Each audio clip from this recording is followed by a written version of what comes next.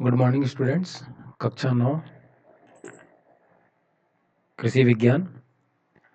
तो हम पढ़ रहे थे खाद यानी मैन्योर्स के बारे में, और मैंने पिछली कक्षा में आपको खाद के महत्व, उनका वर्गीकरण, फार्म यार्ड मैन्योर उसको कैसे बनाते हैं, क्या क्या कंपोनेंट होते हैं, उसके बारे में बताया था। अब हम बात करेंगे कि फार्म यार्ड मैन्योर के यानी गोबर की खाद का क्या महत्व है या क्या लाभ है। देखिए, ये जैसा कि मैंने बताया था कि एक सर्वोत्तम खाद है और प्राचीन काल से ही इसका उपयोग होता आ रहा है, और मृदा में भी एफआईएम का प्रभाव कई वर्षों तक रहता है, क्योंकि इसमें विद्यमान कार्बनिक पदार्थ धीरे धीरे प्राप्त होते हैं। धीरे धीरे आपको जो भी पदार्थ हैं वो धीरे धीरे प्राप्त होते हैं। जो यूरिन है, मूत्र में उपस्थित पोषक तत्व पौधों को प्रथम वर्ष में ही उपलब्ध हो जाते हैं। अब इसके महत्व को निम्नलिखित ढंग से समझा जा सकता है। जैसे इसका क्या है, भौतिक प्रभाव क्या पड़ता है, फिजिकल इफेक्ट क्या पड़ता है मृदा पे, कि मृदा की जो रचना है, स्ट्रक्चर है, वो सुधर जाता है। इस प्रकार जड़ों का विकास अधिक होकर अब पौधों की समुचित वृद्धि होती है। अब मृदा में वायु की मात्रा भी बढ़ती है, यानी सॉइल एयर है उसकी मात्रा बढ़ जाती है। भूमि का कटाव कम होता है। अब रेतीली मृदा है अगर आपके खेत की, और वहाँ पे आप एफआईएम यूज कर रहे हैं, तो आपके खेत की क्या होगी, जो वाटर होल्डिंग कैपेसिटी यानी जल धारण क्षमता है वो भी बढ़ जाएगी। भूमि में ह्यूमस की मात्रा बढ़ जाती है, और बढ़ने से क्या होगा, मृदा का रंग काला हो जाता है, तथा ताप की शोषण क्षमता बढ़ जाती है। शोषण जो क्षमता है वो भी बढ़ जाएगी। अब मृदा की जो बफरिंग कैपेसिटी है, यानी जो पीएच में चेंज होने का रेसिस्ट करती है, जो कैपेसिटी सॉइल की बफरिंग कैपेसिटी, वो भी बढ़ जाती है। अब दूसरा बात करते हैं मृदा पे रासायनिक प्रभाव क्या क्या होते हैं। तो देखिए, रासायनिक प्रभाव में क्या है कि पौधों को खनिज तत्व अधिक मात्रा में मिलते हैं। मृदा में अप्राप्य रूप से उपस्थित पोषक जैसे फास्फोरस, पोटास की बहुत सी मात्राएं प्राप्त होने लगती है।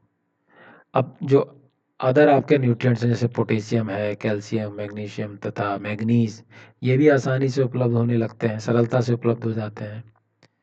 अब मृदा की भस्म विनिमय क्षमता में वृद्धि हो जाती है। क्षारीय मृदा है तो उसका क्या होगा, पीएच कम हो जाएगा। बायोलॉजिकल इफेक्ट क्या पड़ता है एफआईएम यूज करने का, लाभदायक जीवाणुओं की संख्या बढ़ती है, उनकी क्रियाशीलता बढ़ती है। जीवाणु खाद या ह्यूमस के जटिल नाइट्रोजनीय पदार्थों को अमोनियम व नाइट्रोट आयनों में परिवर्तित कर देते हैं, जिन्हें पौधे सुगमता पूर्वक लेते हैं। अब जीवाणु वायुमंडलीय नाइट्रोजन का, ये जीवाणु क्या करेंगे, आपका वायुमंडलीय यानी एटमॉस्फेरिक नाइट्रोजन जो है, आपकी वायुमंडलीय नाइट्रोजन है, एटमॉस्फेरिक नाइट्रोजन, उसका फिक्सेशन करते हैं, स्थिरीकरण करते हैं सॉइल में, और उससे क्या होता है, उर्वरा शक्ति आपकी सॉइल की बढ़ जाती है, सुधार होता है। अब किस समय आपको इस खाद का प्रयोग करना चाहिए, गोबर की खाद का। देखिए, गोबर की सड़ी हुई खाद को सदैव आप क्या करेंगे, जब भी आप फसल बोने जा रहे हैं या पौधे लगाने जा रहे हैं, तो उनके लगाने से 1 माह पहले खेत में डाल दीजिए खाद को, और खेत में ही इसको छिड़क कर यानी इसको फैलाकर खेत की जुताई कर दीजिए, यानी मिट्टी में मिला दीजिए अच्छे से 1 महीने पहले ही। काफ़ी समय पहले खाद देने से उसका प्रभाव कुछ कम हो जाता है, यानी बहुत ही समय पहले मत दीजिए कि 4 महीने 5 महीने पहले डाला आपने, 1 महीने पहले दीजिए। अब क्या है कि रबी की फसलों हेतु गोबर की खाद सितंबर के अंतिम पखवाड़े, जैसे रबी की फसल बो रहे हैं आप ठंडियों में, तो सितंबर के अंतिम जो आपका पखवाड़ा यानी जो लास्ट वीक है, उसमें आप डाल दीजिए। और खरीफ की फसलों की बुआई के लिए आप मई जून में आपके खेत में मिला दीजिए गोबर की खाद। अब एक चीज़ याद रखिए, जब भी आप गोबर की खाद मिलाएंगे अपने खेत में यानी डालेंगे, तो आपके खेत में पर्याप्त नमी होनी जरूरी है, आवश्यक है।